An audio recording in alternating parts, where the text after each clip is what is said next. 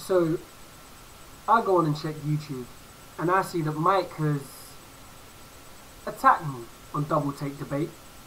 He's tried to pull me up. He's tried to embarrass my knowledge of basketball. And he's told me that LeBron James is clearly better than Kevin Durant. It's a valid argument, right? Okay. Now let's just put this into context.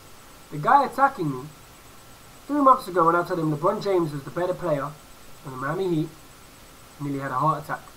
He said this is Dwayne Wade's team. He's the best player. Now it's LeBron? Or is it Dwayne Wade? Or is it LeBron? Or Dwayne Wade? Anyway, it seems like you're running with LeBron, so let's run with LeBron for now. You mentioned that Durant was called the best scorer in the game but never hit 50 and rarely hits 40. I think you said he hit 40 twice, right? Go back and check. He hit 51 this year, Mike.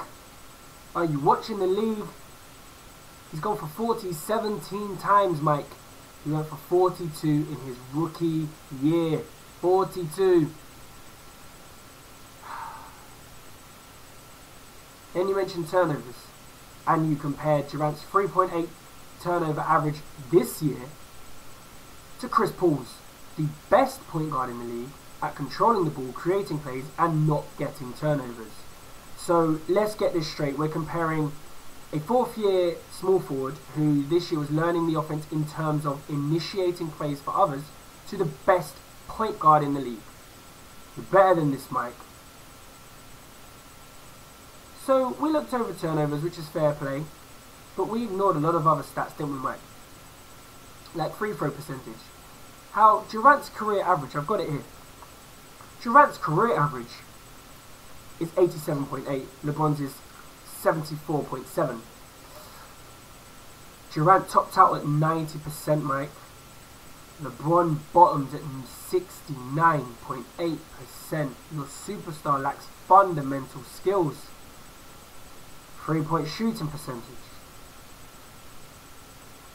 LeBron just had a career year at 36.2, nothing to be sniffed at, but a career average of 33.1.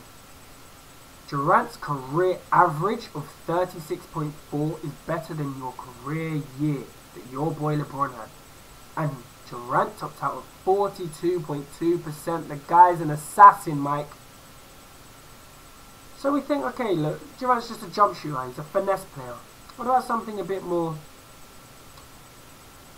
physical, like rebounds? Now you zeroed in on offensive rebounds. Let's have a look at rebounds as a total picture. LeBron just had a career year again in rebounds at 7.9, playing a lot of power forward, right? So you'd expect him to have a high rebound numbers, considering a lot of people think he's the best rebounding wingman in the league. Well, he had 7.9 career high this year. Good numbers. Durant had 8. He didn't play much power forward, and he's considered the frail one, Mike, and he's still out rebounded. Apparently the best player in the game. Right, so that's some stats. I don't like to be a stat whore, and don't think I ignored the other stats. I know LeBron shoots a better field goal percentage, but that's because of a different selection of shots. His team needs him to drive to the basket, hard cuts to the basket, higher percentage shots. However, he can't stretch the defense, and it limits the Miami Heat on offense as a team, which is why we see them go through dry spells. Then we get to the 4th quarter. Now this has been discussed a lot.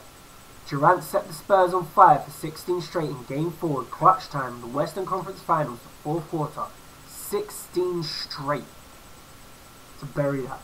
And he was the best player on the floor from Game 3 onwards, against the actually favoured team in the San Antonio Spurs to win it all. LeBron, on the other hand, when he hits a shot in the 4th quarter that can decide a game like he did against the Magic in the playoffs a few years back, that 3-pointer, it was a great shot, but one that people call a miracle shot, a lucky shot. You know what they do with that shot in Oklahoma, Mike? They draw that up as a play for Durant. He has that fundamental skill set and ability to draw that up as a play. You see the way I see this, Mike? You're a big Spurs fan. You said to me the other day that Oklahoma reminds you of a young Spurs team, and Durant is like your Tim Duncan. Well, LeBron's like the Kevin Garnett of Tim Duncan's era. A stats freak who can win you games but couldn't get it all done. Duncan had slightly scaled back numbers, just like Durant. He had probably the slightly better fundamentals. And he won. And I know who you take over the last 15 years, Mike. Duncan over Garnett in a heartbeat. So why not Durant over LeBron, Mike? By your own theory, Durant's the better player. So when you can decide who's going to close out your game for you, whether it's Wade or LeBron, or Wade or LeBron, or probably Wade, maybe we can talk about the best player, because surely the best player in the game, Mike, has to close out the game, right? If you're the best player, surely you'll be the player to beat a team in the clutch moments, Mike. Or maybe we'll whine about how Chris Bosh isn't there to stretch the floor anymore. Surely the best player just gets it done, right? Last time I checked, LeBron's been to the finals twice and lost twice. He's really getting it done when it matters, right?